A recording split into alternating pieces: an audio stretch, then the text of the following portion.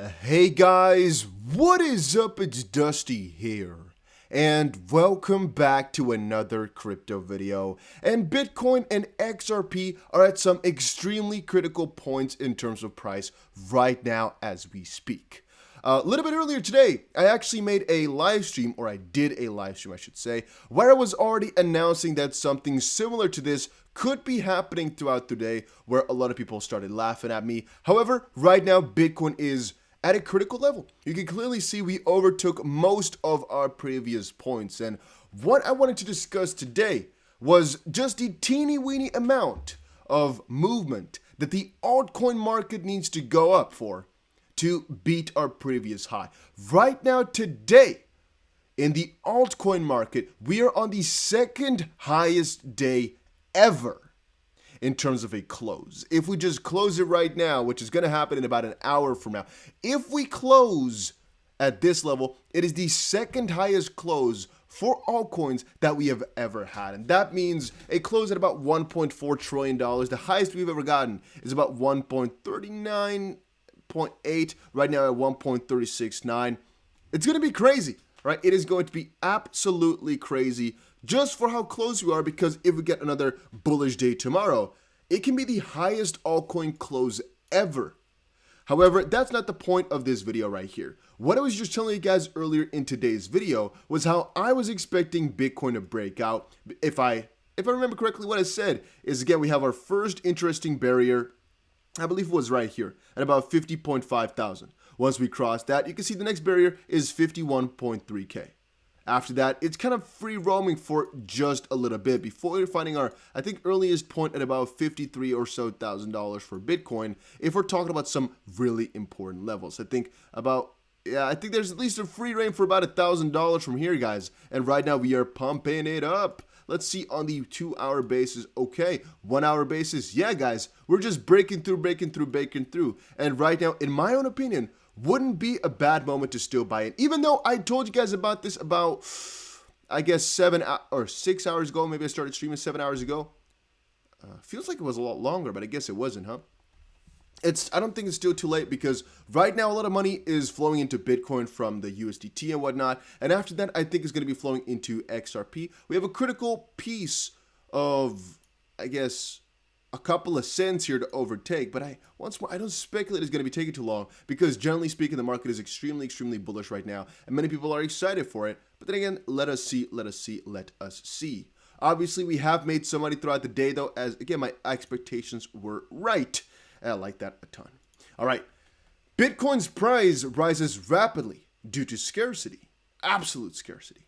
Funny how we were also discussing this a little bit earlier. There's no true scarcity, but that's a discussion for another day. The fundamental structure of Bitcoin quite literally ensures that Bitcoin's price will go up.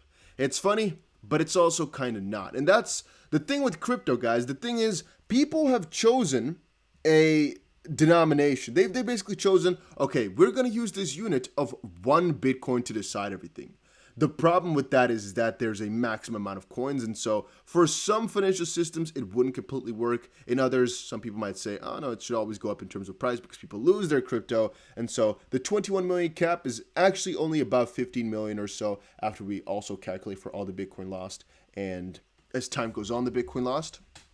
And together with that, of course, the fact that, well, like I just said, it's only as scarce as you make it seem.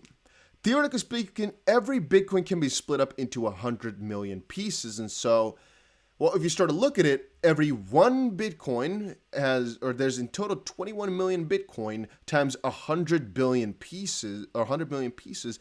Is it really that scarce? Well, it depends on your perspective. Bitcoin themselves, yes. But that's the same thing as saying kilograms, for example, of gold, when you also can measure in grams or even smaller parts. It's really a difficult thing, because if all of a sudden people decide to measure not in Bitcoin but in, for example, Satoshi, then all of a sudden the supply is so much bigger. It's like, is it really that scarce? Then again, as I said before, scarcity is relative, and there might not be true scarcity. It's because you always have this sort of maximum in the crypto systems, basically. And the true amount in that sense doesn't matter, because even if there's a 100 billion or 100 trillion coins for that matter, there's a cap, and that's ultimately what decides this fact, right? But the fact that it's way higher and potentially way more unattainable to some degree or something like that, makes it more difficult for people to understand. You know, if you're talking about a Satoshi sense, it feels a lot less scarce than if you're talking about the Bitcoin specific sense, which is funny, but that's really the way it is. Then again, obviously scarcity creates a lot of demand and piece by piece less and less supply. So obviously, eventually we should go to higher equilibriums.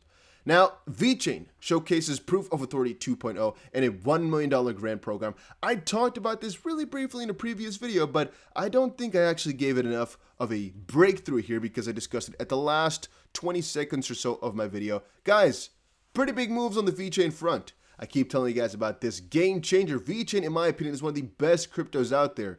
They don't miss. They never do, and I don't think they really ever will. On Saturday, Vechain senior researcher GJ Ren showcased its newest proof of our assignment, POA 2.0. Why do I say proof of authority every time? Whatever. Proof of assignment, POA 2.0. Tech in the BWater 2021 Global Developer Conference. Of note, POA is an algorithm developed by IOTW. It is more recently developed protocol than both POW and POS, and the official Twitter account of Vechain was posted accordingly. Great work. Thank you for your contribution, is what was said of this achievement.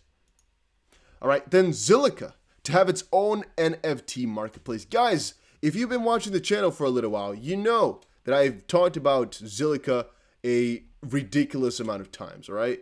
A ridiculous amount of times by now. It's really crazy. Then again, the major reason as to why I am always doing that is because, well, Zilliqa is one of those projects which is definitely undervalued to some degree, but still has a lot of potential. Let's quickly see. NFT Euphoria outgrows Ethereum, Switch.io launches marketplace on Zilliqa. So, oh yeah, I remember now exactly what the conclusion I wanted to draw. So, the problem with Ethereum, obviously, is that it's a little bit crowded, and right now it's just expensive, all of it. Things like Solana right now, Cardano right now, and Zilliqa right now are just projects that have the potential to basically get the best benefits right now from the NFT craze because, as I said before, Ethereum is a little bit cramped, and people are looking out for different parties, and once more, Zilliqa is just one of those examples that's open for it. And right now, this progression to the NFT space, or the marketplace space, very, very smart move. Now, talking about Ethereum, though, don't forget it. Ethereum founder, BITRUE, says that Doge should consider switching to proof of stake. This is very interesting news. Even though it's not that crazy of a statement, it's interesting coming from Vitalik, right? Well, no, because apparently he, a little while ago, I remember it very, very clearly, became part of Dogecoin's board. Why? No clue. So did Elon Musk. Ethereum founder Vitalik has offered some advice for the improvement of Dogecoin. In his answer to Three Arrows Capital CEO Jusu, who asked about his ideas for a Dogecoin Ethereum cooperation, BITRUE, who is credited for developing the leading blockchain platform for decentralized applications, suggested that Doge should consider switching from proof of work to proof of stake, and of course, it should use Ethereum in that sense, guys. Nothing for nothing, right? They're talking about Ethereum right now here, but they're talking about Dogecoin right now here, but of course, they should utilize Ethereum in the entire aspect of things. Just as said, what are most promising ideas for Doge Ethereum cooperation? What was it about Doge that got you interested? And he said, personally, I hope that Doge can switch to POS soon, perhaps using Ethereum code. There we go. I also hope they don't cancel the 5B a year annual POW issuance. Instead, they put it in some kind of DAO that funds global public goods. Would fit well with Dogecoin's non-greedy, wholesome ethos, which is rather funny. Non-greedy, they call Dogecoin, huh? Isn't it purely capitalistic, fun thing of greed? Isn't the entire Dogecoin perspective just greed and fun? How else could you summarize it better? I would call it greed. People are all looking for their own interest in the Dogecoin project, at least in my opinion. And then star athletes, since we're talking about NFTs in this episode a lot anyway, are flocking to rare NFTs in the search for the newest status symbol. A number of star athletes are flocking to NFTs art collections as a sign of wealth and status, including the NBA's Steph Curry.